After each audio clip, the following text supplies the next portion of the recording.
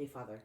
Hey, we're here, day 6 of Exodus 2020, and we're aligning ourselves and our experience around this coronavirus crisis and the limitations and the restrictions that's placed upon us um, with the plight and the journey and the pilgrimage of the Israelite people, the Exodus, like this the saving story of the Old Testament that is fulfilled in Jesus. And so, as we go into this desert every day, the limitations and restrictions um, are more and more becoming kind of like I guess kind of almost like this is kind of the way it is, and this kind of going to be the way it's going to be for a while. Like you could even maybe say a sense of like normalcy in the crisis.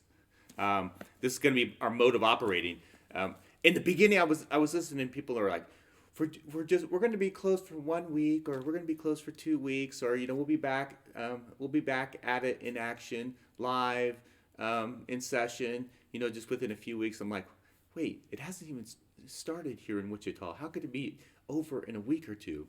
And kind of the announcement in Kansas City is the stay in place order supposedly it's going to be coming in this Tuesday or Wednesday, and 30 days. That's what I was reading. So like, this is going to be a marathon and not a sprint, and that's something that the Israelite people had to come to realize themselves, because they were expecting deliverance immediately, right? And so that expectation of immediate deliverance and being freed and entering into the promised land, to enjoy, what God had promised that He would deliver. They had to manage those expectations. Had to be managed, and it was through a lot of grumbling, pain, frustration. They had to come to the point of like, this is not going to be a short battle.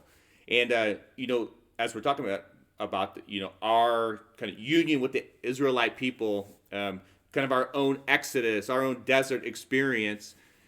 One of the things in Exodus 2020, the verse, Exodus 2020, is that God did this to test the people. Well, that's the better translation might to prove the people, and it's not to test. Like God's just going to put afflictions on us, and He's placing this on us just to test us and see if we're going to be faithful.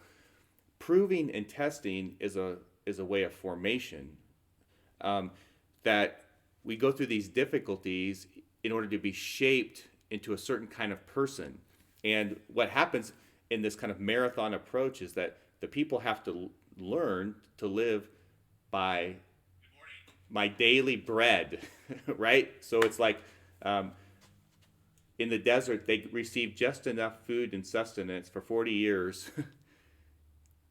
day by day, each day. So in the Our Father, give us this day our daily bread.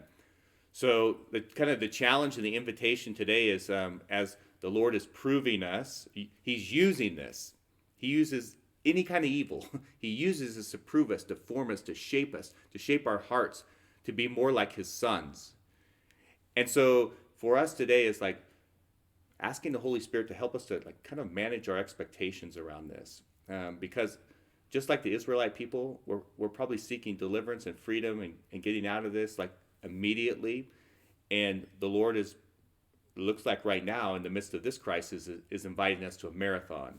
And I'm not a marathon runner. I'm a sprinter. So it's going to take some training.